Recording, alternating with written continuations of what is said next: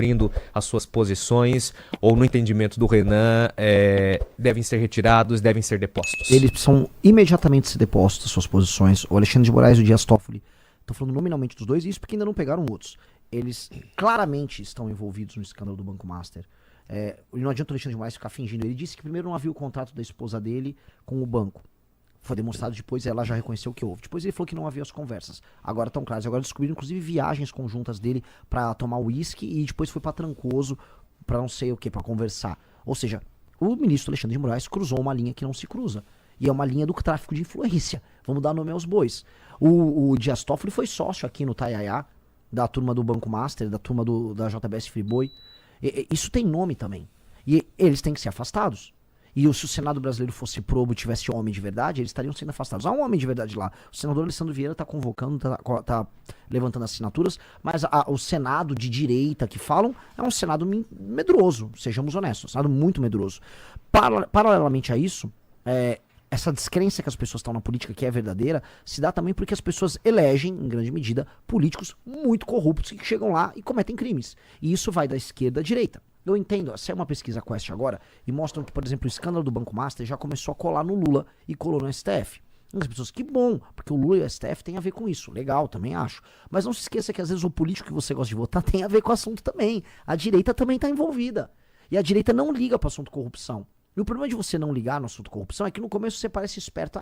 Olha só, a política é desse jeito, né? O Bolsonaro é pragmático. Legal. Ele parecia pragmático no começo, salvou o filho dele lá da rachadinha. Depois ele teve que entregar o governo inteiro pro Centrão. Aí o Centrão pintou e bordou e roubou. Depois ele perdeu a eleição por conta dos erros que ele cometeu que envolviam colocar o Centrão no governo. Então, não imaginem que a esperteza em aceitar um corrupto, ela não vai te cobrar um preço no final. Ela cobra. Ela cobra. E nós precisamos de homens probos para poder, agora nesse momento que o STF tá tomado de roubalheira, apontarem pro rei e o rei tá nu. Só que não é todo mundo que tá fazendo isso. Nós estamos. Dos presidenciáveis, eu e você justo, o Zema lá de Minas Gerais falou. Eu vi o Flávio Bolsonaro e o Ratinho tergiversarem de uma maneira ridícula. Ridícula. Quer dizer, o Flávio fica lá, a galera vai pra frente de quartel, todo brabão, mas na hora de enfrentar ele sai de fininho. Eu acho isso vergonhoso.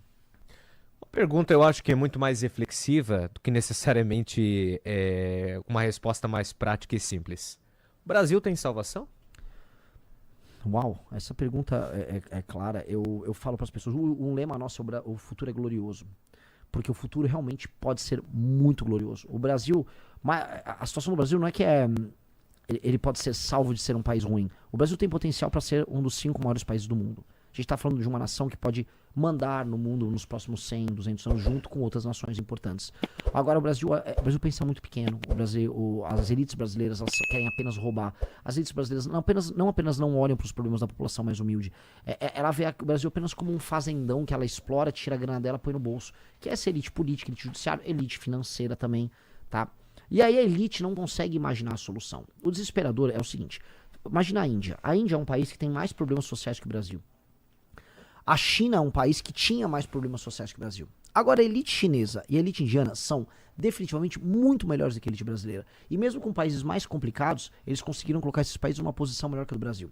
O Brasil, eu tô rodando no Paraná, tem espaços do Brasil, tem pedaços do Brasil que estão indo muito bem, que se o Estado não sabotasse, estariam voando. O Paraná, eu vi que a região de Cascavel cresceu 12% recentemente. O Paraná era para estar estourando em termos de infraestrutura. Estrada para escoar, ferrovia para escoar a produção. Agora a ferrovia que passa aqui é uma vergonha. Tem trechos que ela anda 10 km por hora. A estrada é uma porcaria. Então a gente se sabota, a gente pensa pequeno, a gente nunca pensa no futuro. Para ter um futuro melhor e para não ser um lugar que, vamos dizer, a gente discute se tem salvação ou não, nós precisamos fazer uma coisa, que tem a ver com todas as perguntas que você me fez. Trocar a elite brasileira.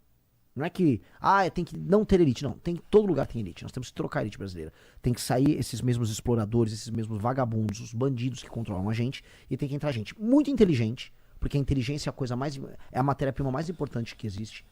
E 2, com um caráter muito correto, assim, seriedade e compromisso, tá? Que são coisas únicas. Quando você é inteligente, você tem caráter, você faz as coisas certas e você faz as coisas certas direito. E é isso que a gente precisa aqui. Não é muito. Se você tiver gente decente e inteligente nas posições de poder, o Brasil vai andar. É impossível não andar. Tá? O potencial é enorme. Renan, você é contra ou a favor a anistia do ex-presidente Jair Bolsonaro e dos presos do 8 de janeiro? Eu acho que essas pessoas mereciam julgamentos individualizados para todos eles. As pessoas tiveram processos, inquéritos, inclusive audiências coletivas. E há casos de injustiças, ainda que eu ache que aquelas pessoas cometeram crime. Eu falo pro eleitor do Bolsonaro. Tem pessoas aqui da região que foram presas ali, né? O que eu falo pro eleitor do Bolsonaro disso é o seguinte: se aquelas pessoas estivessem de vermelho, com uma bandeira do MST, entrando no STF, entrando na Câmara dos Deputados, entrando no Palácio do Planalto, vocês falariam o quê? Que o Brasil está vendo uma Venezuela, que aquilo era um golpe de Estado. Então não vamos ter dois pesos, duas medidas. Aquelas pessoas cometeram crimes. E a gente sabe que aquelas pessoas queriam uma intervenção militar. Então ficam vendendo uma mentira que aquelas pessoas, na verdade, elas estavam só protestando. Mentira, ninguém protesta quebrando tudo, entrando dentro dos palácios. Eu protestei, eu fiz as maiores manifestações da história do Brasil, eu nunca precisei fazer isso. Eles fizeram, porque eles foram levados a erro pelo próprio Bolsonaro. O Bolsonaro estava nos Estados Unidos, enquanto aquelas pessoas estavam cometendo aquele crime. Ele não mandou essas pessoas recuarem. Ele podia falar, vai todo mundo pra casa. Eu vou enfrentar as consequências, eu vou enfrentar o Alexandre de Moraes, eu vou fazer o que for. Deixa comigo, porque é o que o líder faz. O líder corre o risco. O Bolsonaro deixou aquelas pessoas errarem, fizeram lavagem cerebral com aquelas pessoas e elas cometeram crimes. Agora, as penas são proporcionais? Não. O julgamento que elas tiveram foi justo? Não. Então, as penas precisam ser revistas. O caso do Bolsonaro é o seguinte, ele cometeu os crimes dele também. O Bolsonaro tramou o que ele tramou. Não adianta negar, as provas estão todas lá, todas as conversas, todo o material. Agora, o julgamento que ele teve foi dentro de um processo correto e justo como foi o do Lula? Não. Então o que a gente tem aqui é uma situação em que materialmente o cara cometeu um crime, mas formalmente o julgamento foi injusto. Então todo mundo pode ficar alegando o que quiser aqui.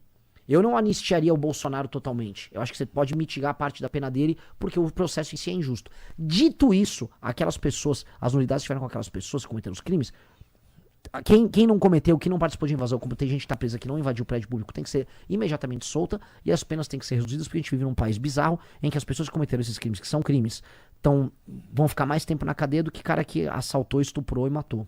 Para finalizarmos a nossa conversa, Renan, muito embora isso ainda esteja cedo para perguntar, mas acho que alguma projeção talvez você já consiga fazer.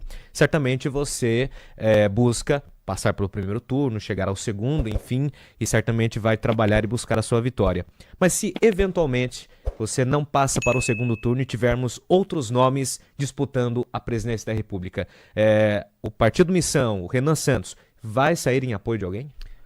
Quando os portugueses, né, os descobridores, os bravadeiros conquistadores, eles entravam no navio e iam pro mar, eles morriam no caminho ou chegavam nas Américas, chegaram na África, chegaram na Índia.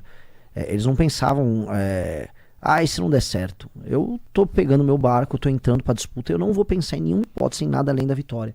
Eu vou trabalhar até o fim pra vitória. Eu não vou me conformar, eu não entrei pra fazer acordo. Quem gosta de fazer esses acordos é quem acaba se vendendo e ganhando dinheiro. A mala preta vem nisso, eu boto uma candidatura aqui, não, pode ser que eu apoie fulano. Eu não faço isso. Eu vou entrar pra ganhar. E não tô afim de mala preta, não tô afim de ser comprado por ninguém, porque óbvio que a tua pergunta é uma pergunta honesta, é uma pergunta de quem faz análise política, mas a política ela pensa de outra maneira, a política tá pensando em como me comprar, e eu tô avisando pra política que eu não tô à venda. O que você acha do Renan como futuro presidente do Brasil? Vamos espalhar as notícias para todos. E não se esqueça de deixar seu like e se inscrever no canal para juntos batermos a meta de 1000 inscritos. Obrigado e nos vemos no próximo vídeo.